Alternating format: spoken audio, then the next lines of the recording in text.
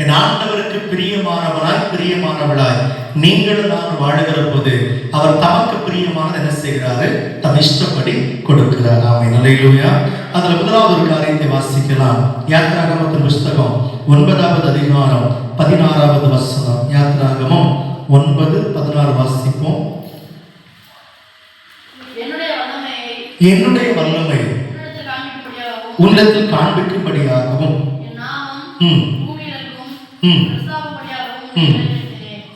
அல்லேலூயா.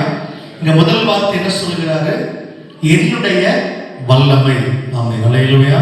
அப்ப நம்ம ஆண்டவராகிய இயேசுவுக்கு என்ன உண்டு?